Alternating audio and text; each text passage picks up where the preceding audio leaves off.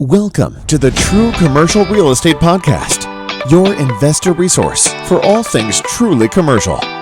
Whether you invest in industrial, retail, medical office, storage, single tenant, or any other type of non-residential real estate investment, this is your podcast. Hey, what's up, everybody? Logan Hartle here in Aurelian. We have a great guest for you guys today. Shane Melanson is joining us. He joins us from Calgary. Shane's completed more than $70 million in real estate and has helped clients buy and sell more than $250 million worth of commercial real estate. Shane's developed retail, industrial, land lease resort communities, townhouse projects in Canada and the US. Today, he works from home, mountain bikes, golfs, spends time with his wife, Kelly, and is able to take his 3 kids to school on most days. He's the author of Club Syndication, How the Wealthy Raise Capital and Invest in Commercial Real Estate. That's his most recent book. And we're just super over the moon excited to have Shane here and have him join in our group and our podcast. So Shane, welcome. And thanks for joining us. Yeah, you bet. Happy to be here, you guys. Yeah, I'm sorry I had a few tongue twisters in there and couldn't speak for a few seconds, but we'll get that figured out as we go along through this podcast. But yeah, so if you want, is there anything I missed in that intro that the audience should know about you? I mean, I think probably just for context, I didn't start investing in commercial real estate. Mm-hmm. I got into real estate in about 03, 04, investing in fix and flip, right? So that was like my entry level. It was, the first one was I think it was $180,000 wartime house. I had no idea what I was doing. I let a bartender who I worked with, who also had his real estate license, kind of tour me around because I had no connections. I didn't really know what I was doing. But that's how I got into it. And then obviously, we can talk about the path because, sure, going from residential into commercial, it wasn't a straight line, but I'll let you guys kind of dictate how you want to take it. Yeah, absolutely. So one of the questions that we have is, why you've steered towards commercial, but if you can kind of walk us through that genesis in through how you transitioned into commercial, that'd be great. Sure. So I guess the first job I got out of university. So growing up in Calgary, I didn't grow up here. I grew up in Whitecourt, and I moved to Calgary to go to university. And I thought it was going to be in oil and gas, right? Well, Calgary, this kind of the hub, a lot of head offices here. And in the small town that I worked in, I had worked on the rigs. I had worked at gas plants. I had done a lot of manual labor. And I thought if I could get an office job in oil and gas, then that would be, kind of the dream come true. 03, 04, oil was pretty low, so I couldn't get a job. I ended up at the city of Calgary in the assessment division. And one of the first jobs I did was I would analyze home sales that had happened in the same year, right? So guy buys a house for 200, then sells it for 300 in less than 12 months. And so the city wanted to know if there was any fraudulent activity to be able to assess those homes. And usually what would happen is you just look at all the pictures on MLS and you'd realize the individual or whoever it was that owned it was fixing and flipping, right? I didn't know what that was, but I went and talked to one of the kind of head assessors, and they explained, like this is what they do. They buy it for 200, they put 20 or 40 or whatever the amount is, and then they get the spread. And I was looking at this thinking, frig, if I could do this one house a year, I would replace my income at the city. And I was very grateful to have a job, but at the same time, I think within the first 3 months, I was at one of the ceremonies where someone was getting their crappy gold watch for 25 years. And I thought, and one of the guys, he tapped me on the shoulder. He's like, that could be you. And he was serious. Like he was not saying this because he was like 2 years away. And I just said to him, I said, that won't be me. Like, I didn't mean it in a negative way. I was just like, that just won't be me. Like, I'm not gonna be here for 25 years, but I learned what I could. I got into urban planning. I got my real estate license. I got my mortgage license, and I started to flip homes. And then I would sell real estate. And so I really kind of got into the world of investing. And in about I get the years mixed up, but let's say it was 06. I went.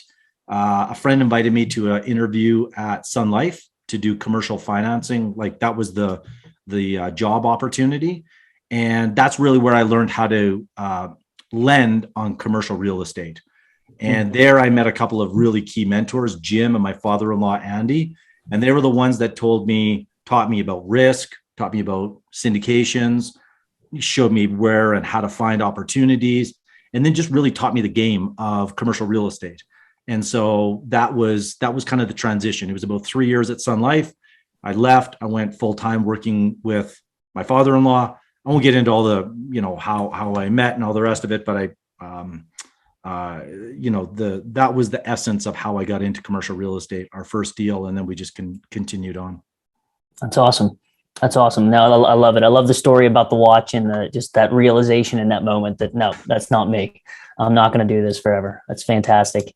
So you've got such a diverse background and a diverse, portfolio of what you do.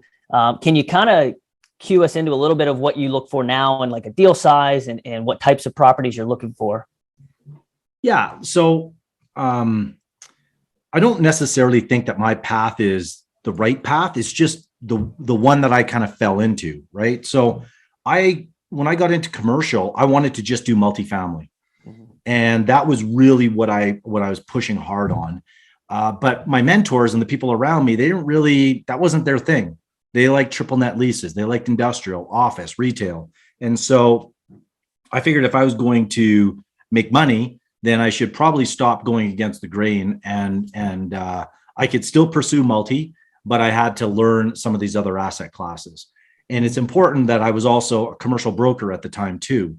So I was spending about half my time finding deals and about half my time doing deals for other people, right? So big pension funds and REITs. And that's why, it sounds like a lot, like $250 million, and it's probably more than that. But one of my investors in my deals, he told me this year they'll do 1.2 million in sales. So in the spectrum of when you're a commercial broker and you're doing big stuff, he did a deal that was $500 million in the past 3 months, right? So it can be very, it might sound like a lot, but you're humbled very quickly when you're around people doing, some big things. Yeah. So that's why I do various deals. I do industrial, retail, and townhomes right now. I've done, I think I don't know for sure, but I know Aurelian is out in Ontario. So we had 2 land lease communities or resorts, mobile home parks, if you want to call them that, in Muskoka. And that was one of our bigger deals that we did. One was 1,100 acres. The other was 53 acres. We bought those in 2011 for 8.5. We sold them for 17, 3.5 years later. But there was we got hammered. That was not a smooth deal. And even though it worked out very well, it really taught me a lot of different things on sales, marketing, risk, debt, limited partners you don't want, partners you do want. And so it was a very good experience, if you will, to kind of go through that. Yeah. Some of the things that I like about commercial real estate, like why I kind of transitioned, I was doing, 10, 15, maybe more deals a year in res. And it was like a full-time job. I didn't mind it because I was young. I was in my 20s. I didn't have kids. It was just like worked day job, nights, and evenings and weekends. I would flip, my properties. But I could do one commercial deal and replace all of that, right? So the scale, the control, and the cash flow are kind of the 3 reasons that I like doing some of these bigger deals. That's awesome. No, that's fantastic. I'm in the exact same boat. And I think everybody else that's on this call is probably trending that way. And the reason for this group is to move that way for that very reason. Now, you mentioned industrial, retail, some development, and Aurelian's going to get into some of those questions. But I know through your book, Club Syndication, you're very familiar with the syndication model. You raise capital. And I would like to dive into that a little bit about, how you transitioned. Were you always raising funds? How did you get into being a syndicator? There's really no formal training for that we know of. Now you see a lot of courses and there are books and things like that. But I imagine, with the way, podcasts have exploded over the last 5 years or so, there's a lot more info out there now, but 10, 15, 20 years ago, for me, when I was first starting to investigate real estate, that really wasn't a word that I heard a whole lot. And I feel like if you weren't connected in and didn't learn it from someone, you didn't know that. So can you walk us through how you learned about that? Yeah. I mean, I probably, was on a similar journey to a lot of real estate investors in the sense that, in Canada, REIN, right? Like that was probably like the premier group that you would kind of learn from, Don Campbell. And a lot of that was joint ventures. And that works to a certain degree. However, and it does in commercial real estate too, but at a very high level, right? This is where you're getting like institutional level partners. But I would say that predominantly, and this actually goes back to when I was at Sun Life, like one of the first deals I saw, two commercial brokers, they came in and they were looking for, I'll get the numbers wrong, but let's say they were looking for $8 million of debt on this retail property. And they were bringing to the table about 3 million. And I knew these guys, their names, and they're very successful, but at the same time, $3 million is a lot of money. And so, because I was always looking at deals, not as just a lender, but like, how do I get to be on your side of the table one day? I just asked these guys, like I sat in that meeting for 90 minutes and I just wanted to know, like, what are you guys doing? And they basically said, like, we're just going out to 10 of our buddies. I don't even think they called it a syndication, right? But that's what it was. Like, we got 10 friends, they're going to come in, they're each going to put in $200K. We're putting in this amount of money and we're going to buy this property, right? We're in charge, i.e. general partners. And these other investors over here are going to be passive, right? They're busy. They don't have the time. They don't have the expertise. Guess what? They didn't find the deal. So we're signing on the debt, right? The GPs, we have the risk, but we're also getting a percentage of the upside. And I don't even remember if they told me how the whole thing was structured. That wasn't important to me per se. It was just, this was a possibility, right? Mm-hmm. You could pool money from a group of people that were sophisticated, i.e. accredited, high net worth investors. And everybody knew what the deal was, right? And the whole reason my book is called Club Syndication is because that's how I've raised money. I know that there's a lot of podcasts, and Aurelian, you and I have had conversations on this, and even some of the other people that I kind of noticed some names here. Like everything has been very tight knit, right? In the sense that I have not gone to mass audience of investors that I don't know, right? Mm-hmm. Now that may change because I'm seeing more and more deal flow, and frankly, I've got some friends that are raising. I mean, I've got a friend that I think he's raised $50 million this year alone, and he was a government employee 3 years ago. Wow! Right? So I've been at this game for a hell of a lot longer than him, and he's like crushing it. So yeah, sometimes you got to put your ego aside and say, okay, like this has worked, but there's maybe other ways to do it too. And so I think your first question is like, how do you get started? Mm-hmm. I mean, I think it really starts with the people that are closest to you, right? You already have the know, like, and trust. And if you're doing good things in real estate, like making money, and you've got some level of competency and integrity and all the rest of it, I found it to be much easier to raise money from that group of people, right? Mm-hmm. And with more people entering this space, let's face it, investors are skeptical. Right. Mm-hmm. They've been burned. I didn't tell you about my story, but one of the reasons I got into real estate investing was both my parents are teachers. And at 19, I saw them invest with the wrong person. They refinanced their house. They put $100K in, they lost it. That took them 10 years to come back from that. Right. So I'm sensitive to taking someone's money. And so I think, that's important. And I'm sure anybody that's, going to be successful will have a similar respect, I suppose. Yeah. Now, you had mentioned something really quickly. You said know, like, and trust. And I think that's a great 1, 2, 3, whether it's a business partner or it's a new employee or employer or any sort of business relationship. That's great. So obviously that's one part of the way you vet investors. So how do you vet investors? Is there a certain criteria outside of that you're looking for? Obviously they have to be accredited, but, walk us through a little bit of that. Yeah. I mean, so some of this is going to be intangibles. And you only get this, I think, from just going through deals and seeing what happens, right? So I would say one of the things that I look for in partners is stability. And by stability, it's at home with their family, their kids, their what, like if people come from a really chaotic environment, like it inevitably that is going to bleed into business. I've just experienced it myself. So I'm only speaking from my experience. I'm not saying this is like the laws or the principles or whatever. I'm just sharing what is I've noticed and what I focus on. And then also from some very successful people, what they key in on, right?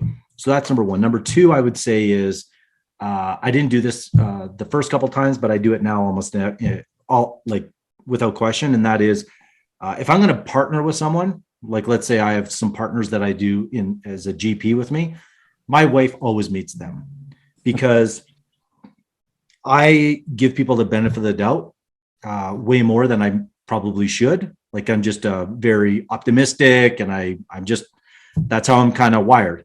My wife has a very good bullshit detector.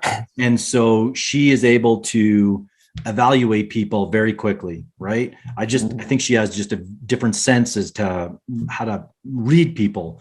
And I asked her after one particular deal didn't go so well. And she said, yeah, like, I mean, she just did not have a good feel for that. And both my daughters, I think would like, they also are able to kind of, they don't articulate it the same way, but it's kind of like they either like the person or they don't like the person, and they will tell me why. And for the most part, they like everybody, but there's some people they just think, you know what, they don't trust them. And so I think having someone else that doesn't have a vested interest, because let's face it, when you're doing a deal and someone's bringing something else to the table, right? They're bringing the deal, they're bringing money, they're bringing expertise. So you want to do that deal. And generally you're going to like overlook certain things because it's like especially when it's a 7-figure, 8-figure deal and you can make $500,000, like you can overlook a lot of shortcomings in a person because you're clouded by, that judgment. You need someone that has, in my mind, no skin in the game, that can just shoot you straight and say, is this a good deal or not? Is this a good person or not? Right. Certainly you can do credit checks and backgrounds. And I mean, I would recommend, that's probably not a bad, I've never done them personally, but I mean, it's probably, valuable. And then just go for dinner with them, see how they treat other people. And, ideally you want to see how they handle things, in a stressful situation. If you can go away for a couple of days and just see what it's like when they get tired, when they don't have food, when they're, you know what I mean? Like you want to, like when I did some Navy SEAL training in San Diego, they would wear you down to where they could see who you were at your core. And it's hard to do that when you're at an hour meeting and it's easy to put on a face, right? Like, look, like it's, we have 1 hour together right now. It's easy to sound, give you all the sound bites, the this, the that, but it's like what happens when you're in the real world and stuff goes off the rails, right? That's what really counts. And unfortunately it's hard to, what's the word? Like recreate that. But if you can kind of put someone in a pressure cooker and just see how they deal with stress, and everybody can do their own thing, but that's kind of what I look for now. Like when people lose their cool on little things, I'm like, yeah, man, you're not gonna be able to handle the development when things go sideways and we got $10 million riding. Like I don't need you as a partner. Like you're not contributing enough. I'm gonna be holding your hand. So yeah.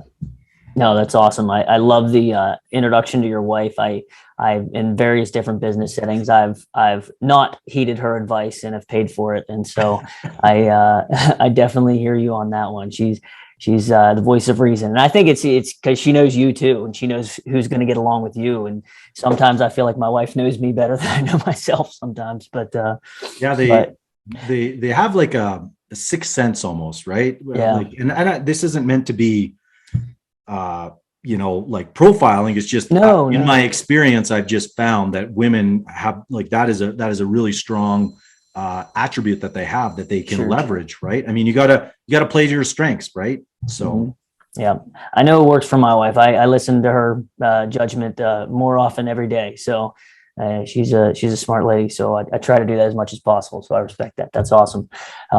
So yeah, so really appreciate that so far, and kind of that whole background, and I think that was just filled with golden nuggets there about how to interview, whether they be partners or investors, so on and so forth. I think a lot of people get a lot of great stuff out of that. Want to dive into a little bit about the specific types of properties you buy, and I'll turn it over to Aurelian to ask about those. But yeah, it's been fantastic so far. But Aurelian, take it away.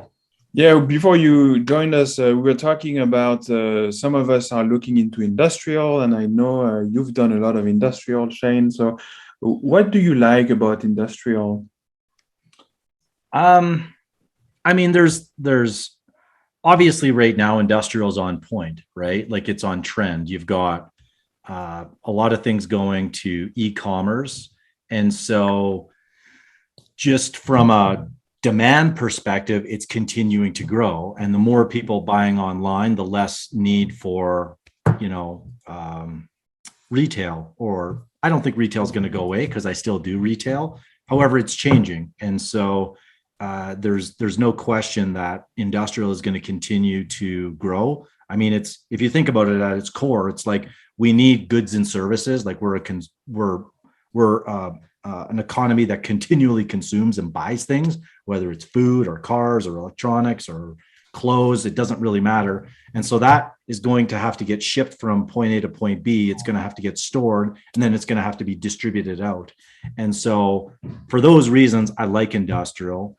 The other, I guess, big thing that I like is there's less competition, generally speaking, right? How many podcasts are there on how to invest in industrial real estate? Very few. Maybe there is. I haven't come across many, but everybody and their friggin' dog's a multifamily syndicator these days, right? It's so like, how do you differentiate if you're one of 100 investors out raising capital for a multifamily deal? Well, you differentiate by like you've either got a big database of investors, you have a long track record, you overpay, you're finding deals off market. So the competition is more challenging, I would say. Industrial, I'm not going to say it's less competitive because there's still, I'm trying to think, I don't know if you were on one of the calls or not, but like industrial will still sell very quickly, but there might be 5 people at the table, not 50 people at the table. Okay. And so if you understand and know how to spot a good industrial deal, and if you say, well, what's a good there's so many variables, right? It depends on the type of industrial that you're going to go after, right? Last mile, distribution, cross dock, like small bay, big, like large bay, like R&D, flex, like there's like inside industrial, you could chop it up to like 10 different things. And I would say, you won't compete on all of it. I would focus and niche down. For me, I like the smaller bay industrial. It's almost like renting to an apartment owner, right? You got, let's say, a 20,000 or 30,000 foot industrial complex, 30 by 100 dimension, and you've got 8 tenants in there, right? One goes away, you still have 7 that are paying your rent, right? Otherwise, let's say you have a single tenant, that's great while they're paying, but if they leave, they come up for renewal. If you're a big pension fund, you don't care because you've got 100 of those single tenant buildings. And if they leave, then it's insignificant. For pretty much anybody on this screen, I would think that, or listening, if you have a single tenant or even, 2 tenants in a complex and one goes away, you're 50% empty. That's challenging, right? So I don't want to just paint the picture that industrial is this, unicorn where everything is wonderful. Like there's still risks. You just want to make sure that you understand what you're getting into. But triple net leases, good, well-located, small bay industrial, I like those for sure. And could you walk us through an example of industrial deal and value add you've worked on? Yeah. So I won't give you a development that I've done. I don't know if you guys can hear, but it's dinner time right now, so my wife's phone is going off. I'll give you a value add deal because that's probably more appropriate than doing the ground up development that I did. So this was the property that we offered on, but unfortunately, because this is one of the most recent ones, so I'll give you some of the numbers just so you can kind of work through it. Unfortunately, right when we were going to get it under contract, she found a tenant for one of the vacancies, the seller that is, and she just said, well, I'm going to change the price. Obviously, right? I said, well, it doesn't work for me anymore, right? Because I'm a value add. That's what I'm looking for. But I'll give you kind of the high level. So this industrial building was about 20,000 feet. It was about 20% vacant. Okay, so 4,000 square feet of vacancy. I want to say the rents were in that $8 range, but the market was closer to 10. And so she was looking for about $110 a foot, 2.2 million. All right. These are rounded just for like, it doesn't make sense. We don't have a calculator in front of me. So, Sure. so That's fine. 16,000 feet, $8 a foot, about $128,000. So without slippage, and so slippage is an important concept, and just at a high level, when you have triple net leases on vacant space, you as the landlord are paying for the op costs. Okay. So in this case, it might be $4 a square foot, right? But I'm not even going to factor in op slippage because it just confuses and complicates the calculations. But on this industrial deal, it was a sub 6 cap. Okay. So this is in Alberta. I know if you're in Ontario, if you're in the GTA or Vancouver, or even some of the, hot markets in the States, you might be paying like a 4 cap, right? Just because industrial is pretty attractive. So this was about a 5.8. Once we filled the vacancy, the simple math, 4,000 square feet at $10 a foot is $40,000 a year. And if you cap that at a 6, it's about $660K. So that's one of these deals, right? If you think 2.2 million, you got to put 25% down. You're putting, call it, 550. That's kind of what I look for. How can I double my equity in 18 to 24 months? Does that make sense? Like I know that I'm not trying to diminish it in the sense, like, yes, you're gonna have to pay leasing fees. You're probably gonna have to put some tenant improvements in, but at the end of the day, this is not an atypical type deal. You're just looking for properties that you can fix. Under market rents, vacancy. I mean, it's the same thing you would do in an apartment building or fix and flip. You're just applying it to a much bigger building. That's awesome. Yeah, fantastic. You've mentioned retail. What's your experience with the retail? So I've got a couple of retail developments and projects on the go right now, and fortunately, they have not been as impacted by COVID as other retailers. Like we have a gas bar, we have a lube shop, liquor, cannabis, like quick QSRs or quick service restaurants. So for the most part, we've been okay, and I was on a call today with like a national tenant, and so I'm generally looking for, like, I'm not going to speculate and buy land without having a tenant. Okay, so for the one that we recently did, the last 3 that we've done, they have all had anchor tenants. So an anchor tenant is like AAA, credit worthy. Like one of them was, I'm not trying to be aloof, but I have to be respectful of some of the people that we work with. But one of them is a publicly traded company that's about a $7 billion company, right? So that's the covenant. So when they have to pay $200K a year to us in rent, plus all of our op costs and any repairs and maintenance, you feel pretty good about that, right? So there's a question that just came in here. I'll let you guys read them out. So that's one of the things that I look for in retail is definitely creditworthy tenants. It's not to say that you can't have good mom and pop in there too, right? Because they will generally, their livelihood is tied up in that space. So they really want to make a go of it. But I'm less excited about a mom and pop that has never had a business before, right? There's lots of stats that suggest a lot of new businesses don't last 5 years. And when you factor in how much it costs to lease and fit out tenant improvements, one of these retail spaces similar to office, it's fairly high. That's one of the benefits of industrial. Your TIs are very low. So you just always want to be aware of like, what is it going to cost for me to put this tenant into my space? And how long are they going to stay?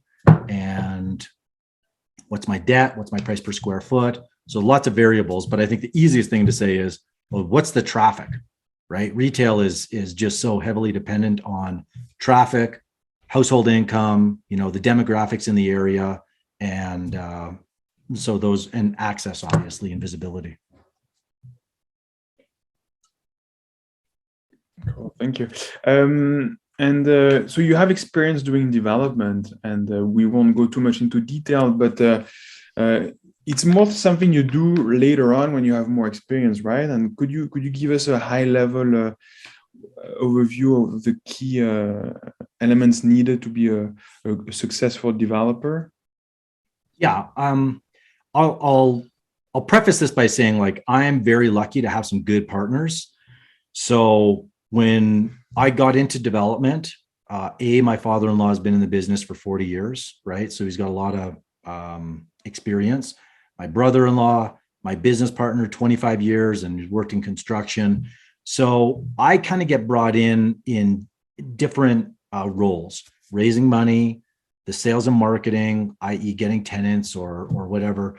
But I'm quickly learning the development side of things. Like now I feel pretty good and I can hold my own in most conversations with planners and consultants. And I know the process from start to finish. And I've actually even started to do some work with our general contractor because I just like the way that he gets involved in my projects, if you will. And I want to learn as much as I can. Like that's maybe something that I haven't really explained so much, but I'm very curious. I always want to know, like, what's going on? Why are we doing it this way? And so I think in development, if you just take the perspective that you are a problem solver and that you like expect every deal to have problems on a daily or weekly basis. I mean, it's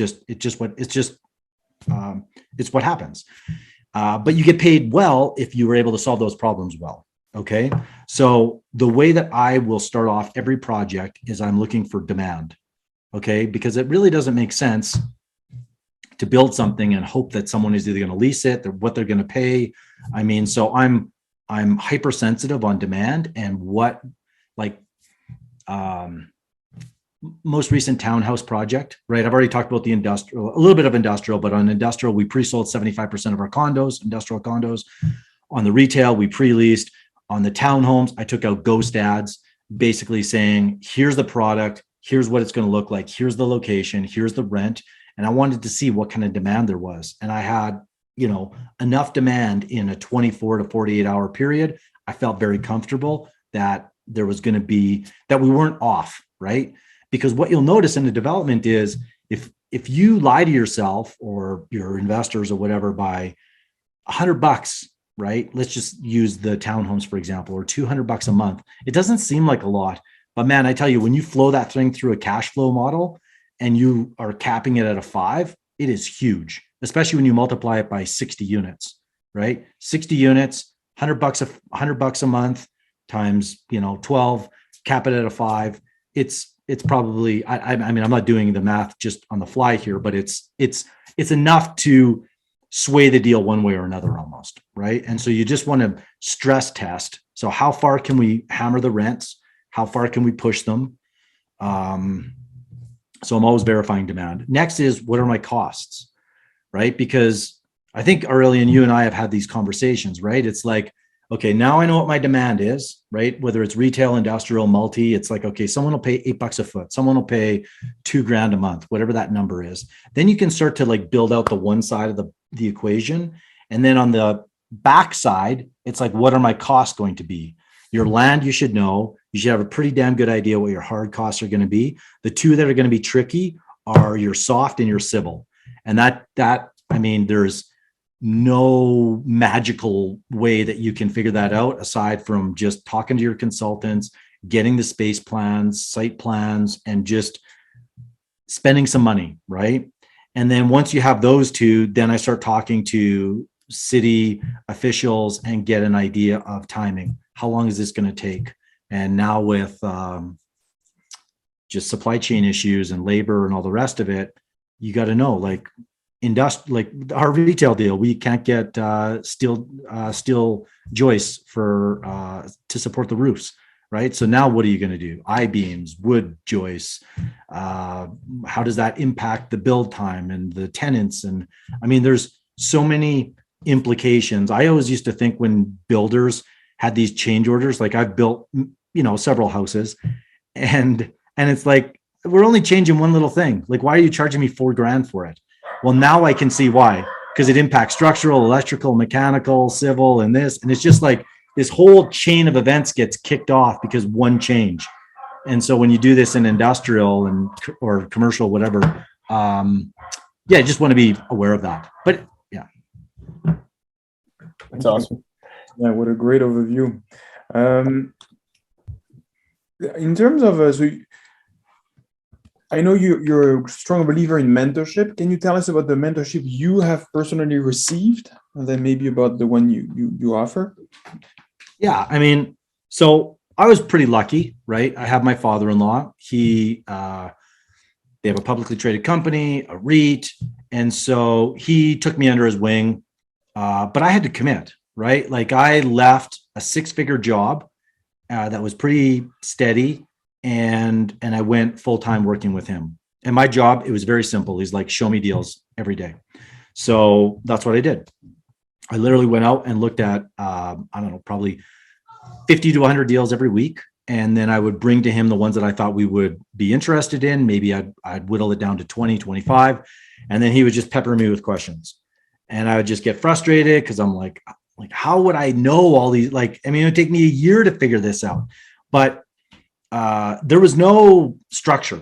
Literally, there was no structure. It was just like what, I don't even know what the term is, but it was basically like you just come in and you sink or swim, right? You either find deals that make sense and we'll make money or not. And I started to just kind of figure it out. I'm like, okay, like if the deal is listed by a big shop, probably not something we're going to do. Does it have a value add component? Is it close? Is it here? You just start to. So I just started to create these rules and principles that that would give me the best opportunity to make money. Because obviously, when you walk away from your job, you have to replace it with income. But that was my experience with him. And it's an experience that I've noticed with a lot of people that get into the world of commercial real estate. Is just like, you just have to work your ass off and you learn by doing, right? Now, that works if you're full-time, but if you're a physician or an engineer or a business owner, in 5 years, then that's probably not going to be a realistic way for you to get in, right? So I started to, when I was a broker and I would get clients like a physician, for example. So Dan is a good example. He had never invested in commercial real estate. He had, bought a couple, one or two kind of up-down duplexes or bungalows. And he's like, it just wasn't getting him where he wanted, which was to replace his, mid 6-figure income. So I said, okay, well, like, let's start from the beginning. What do you want? What's your risk tolerance? Like get an idea of kind of what his goals are, how much capital he has access to, and how much time he has. And so we were able to figure out, okay, retail in this location, not a lot of value add. And this is going to give him kind of a 6 to 8% return in year one with some steps. And that worked for him, right? And at the time, my broker, he's like, Shane, you're spending way too much time. Like, you cannot be coaching people when you're doing brokerage because like we got to turn the deals type of thing. And he didn't mean it in a mean way. It was just like, that's the reality in brokerage. You only get paid for doing deals. And I coached other people and that's one of the challenges anybody will face when you talk to a commercial broker for the first time is, are you a commercial broker, Logan? Or yeah, you're a commercial Yes. broker. Yes. Yeah. So I mean, you tell me if I'm off base here, but Not it's at all. like No. it's like when someone calls you and they have no experience in Mhm. commercial real estate, like you're vetting them so hard because you only have your time to sell, Yep. right? And it sounds harsh, but it's like they're like people that have not been a commercial broker don't appreciate how friggin' hard that job is, right? You work 6 months, you think you're going to make 6 figures, and the deal blows up on the 11th hour, and it's just like, hey, sorry, man, we'll do it next time. And you're like, what? Like I gotta pay the bills, and I gotta, and so you don't mind doing that if a guy's closed $1 billion of real estate. You're like, yeah, I know that I'm gonna get this back. But if it's someone that has never bought and they flake out at you, then you get burned once, and then you take that into every other deal. And I'm sure that's why the grizzled, seasoned commercial brokers are reluctant, right? So one of the big things I think is important is just understand the game, right? Understand why and how hard the brokers work. And one thing I would also mention is most commercial brokers, when they find a deal, they don't want to deal with another outside agent, right? Because they have a database of guys that or girls that they can take that deal to. So it's the other reason you want to be well-versed in understanding and evaluating a deal so that you can go in confidently, or bring your own buyer agent in, just tell them you're going to pay them yourself. Right. But anyways, those are a couple of tangents, and that's essentially why I've got a, kind of a coaching program on the side that I do with people, because I enjoy it. I mean, it's why I'm here right now, 6 o'clock, 6:40 on a Wednesday. It's because this is fun for me. So that's awesome. That's awesome. Again? Yeah. So want to give you a chance to plug yourself. This has been awesome here. So you mentioned a mentorship program.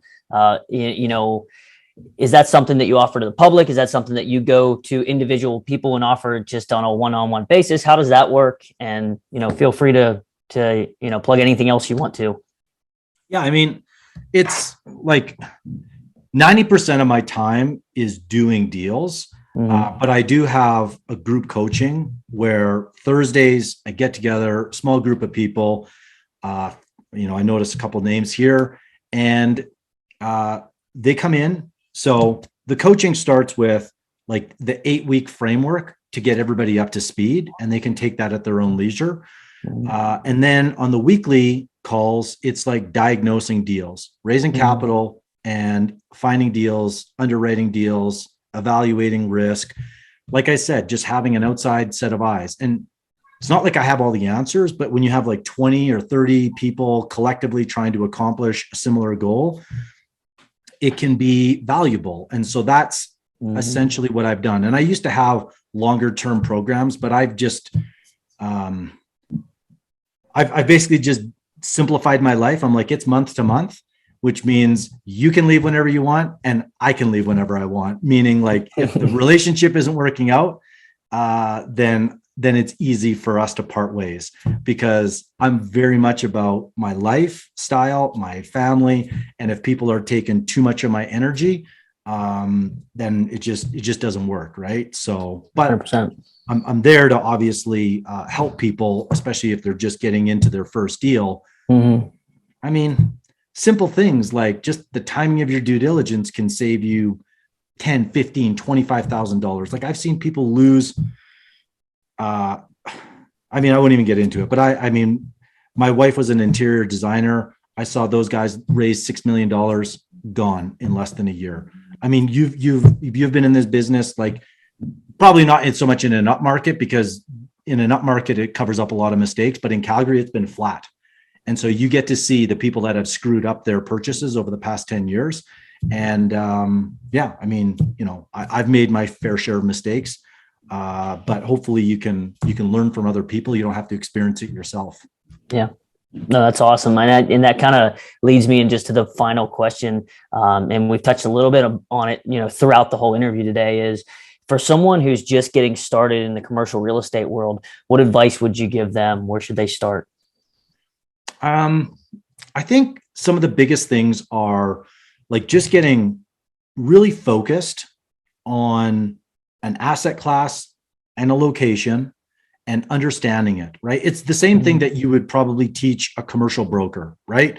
It's like, if you're trying to be investment sales and you have, you're just getting started, you're better off to like focus on a geographic location and understand all the ownership in this 3-mile radius or whatever it happens to be. Like, what are things selling for? What are rents? What's coming online in terms of new construction? Like, you just want to become a master. Even if you never do a deal in there, at least you've built the skill set to be able to evaluate deals. And then when you can take that skill set and apply it to, let's say you get into retail, you realize, I don't really want to do retail.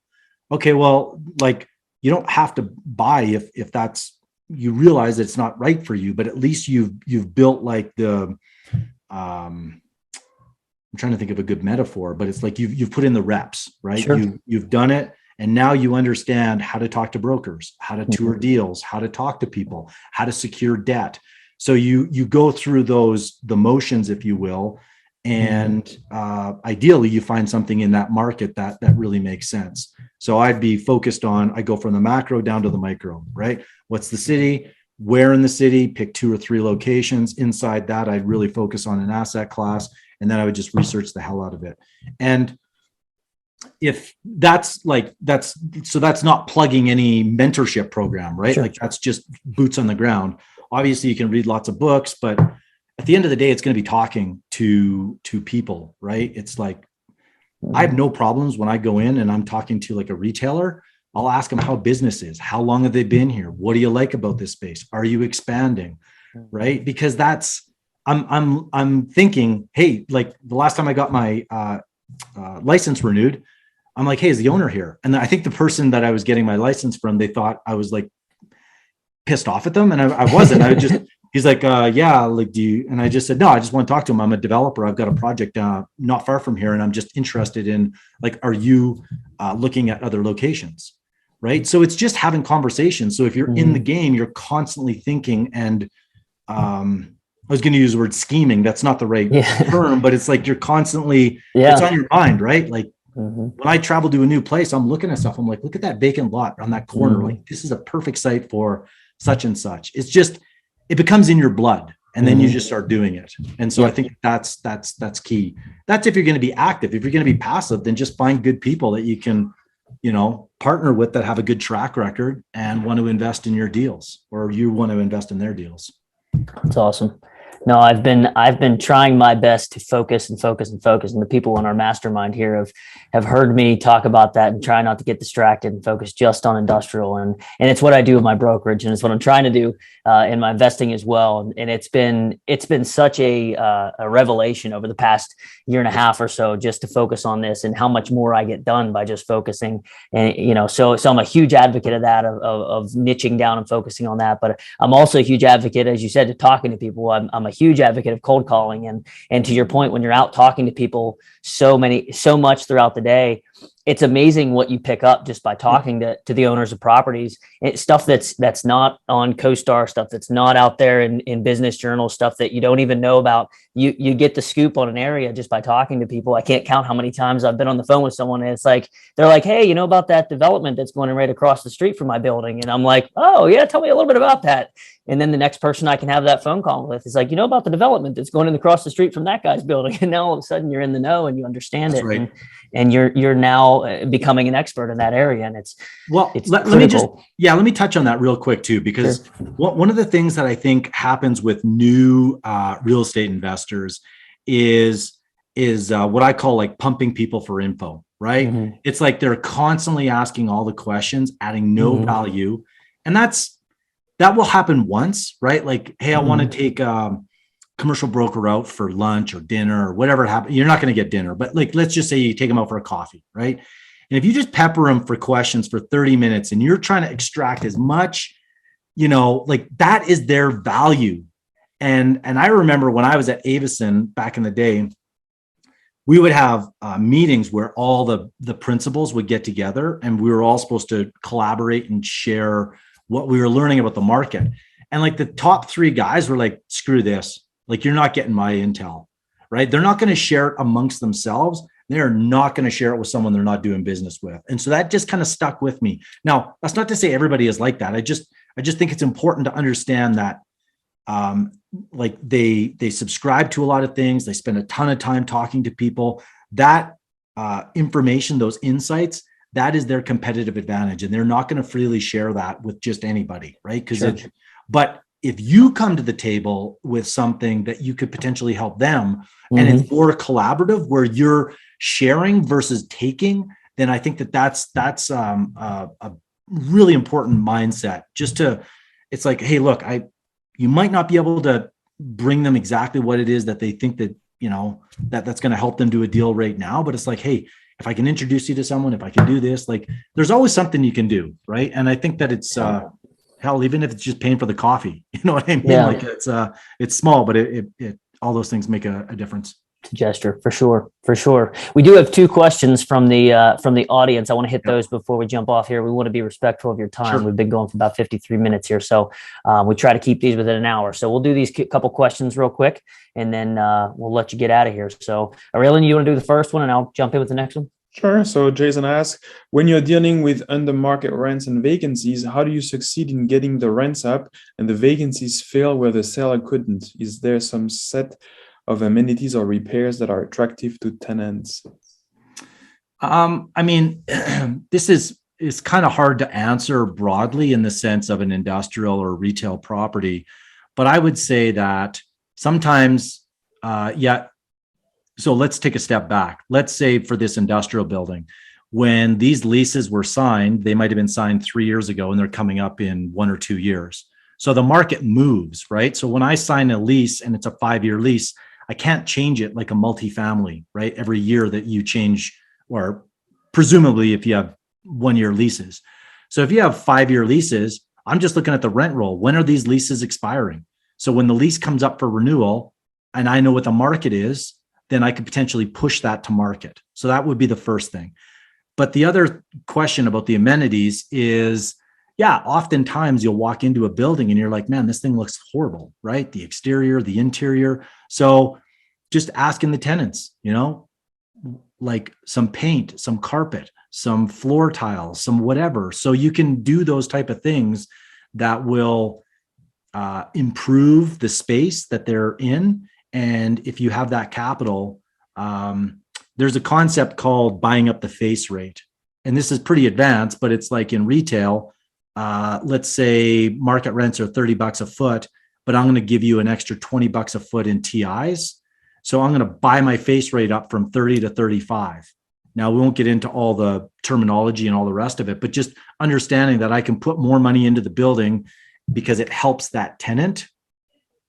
And eventually what ends up happening is when you understand that extra $5 a square foot, when you cap it at a 5 cap, that's going to be huge, right? $5 a foot on 1,000 feet, $5,000 at a 5 cap, it's whatever, $50,000 or something, right? So if it costs me an extra 10, it's a good trade. So that's hopefully that answers. Yeah. And I think this one came in when you were talking about your industrial space, and correct me if I'm wrong, and you probably see it just like I do. They're not, a lot of these smaller flex spaces or smaller industrial spaces are not too different from multifamily in the fact that sometimes there's just bad management. Sometimes management is just, they haven't done what maybe the property's paid off and it's 70% full and they just don't care. And so the 30% is just sitting there, or, it can be any number of things. But no, that's awesome. That's awesome. And the next question is about development it looks like it's in the industrial space. Yeah. Do you have a good ballpark per square foot cost for developing something around 20 to 50,000 square foot with high ceilings? Looks like somebody engineered steel, not including land costs or any of the other stuff. Just your hard cost. Just a rough hard cost. I mean, if you can get the steel for your roof system, then I would say you're probably $125 a foot. Yeah. Right. That's in Calgary. I don't know. Like sure. You tell me what location it is and all the rest of it. And but the best place to go is just check out Altus. They do a report and they will tell you more or less what the hard costs are. But but your hard costs are only a fraction of the entire deal. So Mhm. that's important, but it's only one piece of the pie, if you will. But I would Yeah. say, if you're self-performing versus hiring a GC, all that kind of stuff, that range is probably 100 to 125. Always reluctant to put these things out because Sure. you have You to never date know. stamp it and everything else. But Yeah. Yeah. that's kind of the pricing I'm seeing. So Sure. No, that's great. Great info. Yeah. And I mean, as far as, getting a hold of you, reaching out to you, whether it be for brokerage or mentorship, or maybe bringing a deal your way, how do people get a hold of you? the easiest is just my website, Shane Melanson. So my last name is Melanson. So ShaneMelanson.com. You can get my book, my podcast is there, and you can find out about the coaching and stuff like that as well. So Awesome. there you go. Cool. Awesome. Can I ask you a last question? Because I know it's a topic that's on the mind of many people. Sure. And it's something you talk about. How do you find deals in hot markets? Do you have a few tips for our listeners? Well, yeah. I mean, finding deals, I think Logan touched on it, and that is like, you got to do things that other people aren't willing to do. I